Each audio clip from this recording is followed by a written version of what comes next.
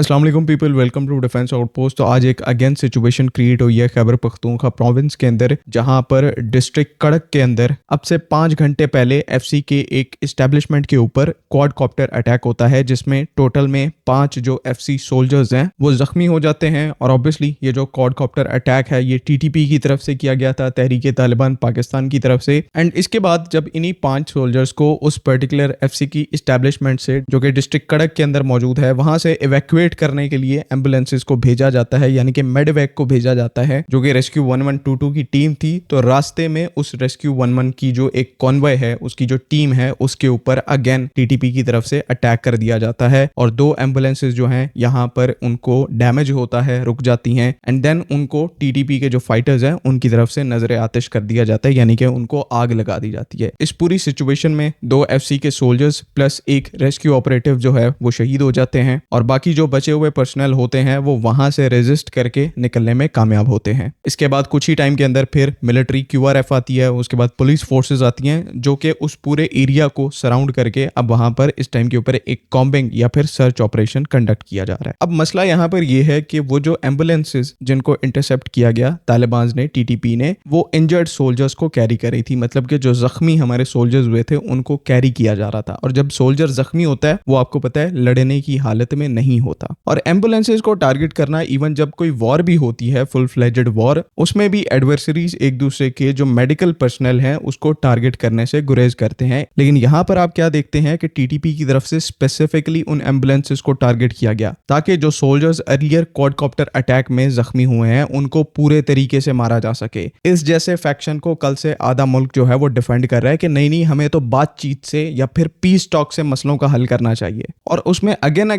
मैं कोशिश करता हूं कि मैं उस स्पेसिफिक पॉलिटिकल पार्टी को मेंशन ना करूं, लेकिन अगेन उसी पॉलिटिकल पार्टी के सपोर्टर्स आकर एक एम्बिग्यूटी, एक डिस्ट्रस्ट पैदा करने की कोशिश करते हैं कि आर्मी जो कर रही है, मिलिट्री जो कर रही है, एयरफोर्स ने जो अफगानिस्तान में टारगेट्स को हिट किया है वो गलत है और ये जो टीटीपी कर रही है ये बिल्कुल ठीक है। आज ये जो टीटीपी ने आपके जख्मी जवानों को शहीद किया है, इसके बारे में वो लोग क्या कहेंगे? आज भी आकर कहोगे कि इनके साथ हमें, अफगानियों के साथ और इन जैसे लोगों के साथ हमें हाथ मिलाना चाहिए? आज भी आकर कहोगे कि हमें क्रॉस बॉर्डर एयर स्ट्राइक्स को कंडक्ट नहीं करना चाहिए, जबकि यही मेथड हमारे दुश्मनों को घुटनों के ऊपर ला रहा है? और जब ये देखते हैं कि हमारी एग्जिस्टेंस खतरे के अंदर है तो ये प्रोपेगेंडा स्टार्ट करते हैं कि नहीं, ये तो इनोसेंट टारगेट्स को हिट करते हैं, यहाँ पर 2 बच्चे और खवातीन मरती हैं। तो कल परसों जो कुछ पाकिस्तान एयरफोर्स ने अफगानिस्तान में जाकर किया, मैं उसको ग्लोरीफाई बिल्कुल भी नहीं करूंगा और ना ही किसी को करना चाहिए। ये एक बेयर मिनिमम टास्क है जो कि आज से 2 साल पहले हमें स्टार्ट कर देना चाहिए था और उस टाइम से आज तक रोज करना चाहिए था। 60 टारगेट्स को हिट करना और उसके बाद 2 साल चुप करके बैठना, ये 0.1% भी नहीं है जिस तरह से हमें एक्ट करना चाहिए इस टाइम के ऊपर। तो मेरे नजदीक कल को हमने पक्तिका में, खोस्त में, नंगरहार में जो टारगेट्स हिट किए ये 0.1% है, इनकी कोई वैल्यू नहीं है तब तक जब तक आज दोबारा हम अफगानिस्तान के अंदर नहीं जाते, उनके अंदर स्ट्राइक नहीं करते, 17 के 14 टारगेट्स को हिट नहीं करते और उसके बाद कल फिर दोबारा से जाकर 28 टारगेट्स को हिट नहीं करते, तब भी जो है वो मैं नहीं समझूंगा कि कुछ हमने अचीव किया है। जब तक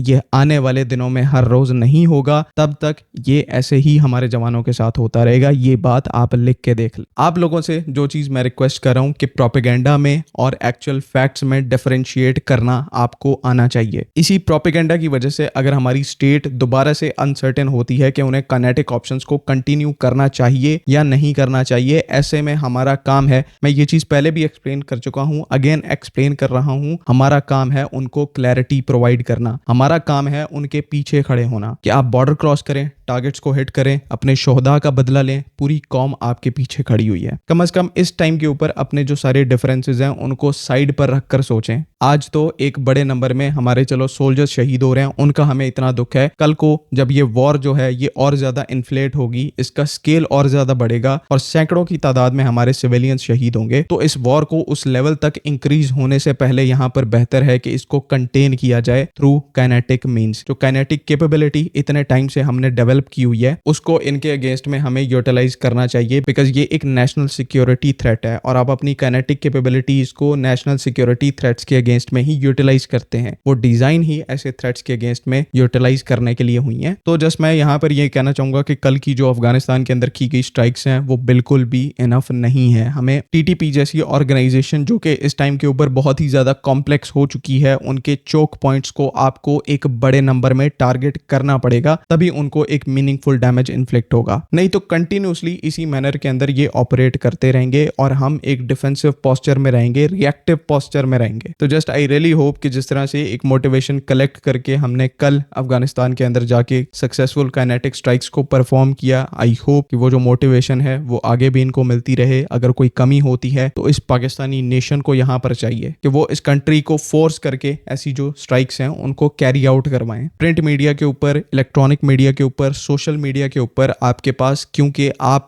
ऑडियंस हैं, आपके पास पावर है, तो just do create this narrative and let's hope के आने वाले टाइम में और स्ट्राइक्स हमें देखने को मिले जिससे हम अपने आप को सिक्योर कर सकें, अपने सिटीजन्स को प्रोटेक्ट कर सकें, अपने सोल्जर्स को प्रोटेक्ट कर सकें। This is literally the only way. उम्मीद है कि तमाम चीज़ें क्लियर हैं। अगली वीडियो तक के लिए अल्लाह हाफ़िज़। पाकिस्तान जिंदाबाद।